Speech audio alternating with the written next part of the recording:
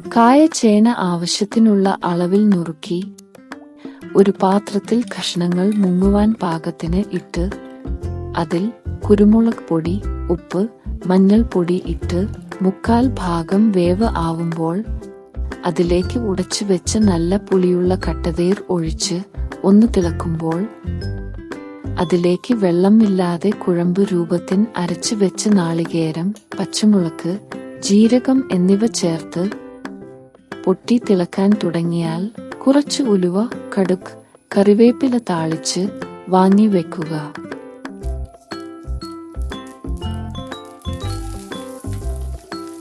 നല്ല കട്ട കാളൻ റെഡി.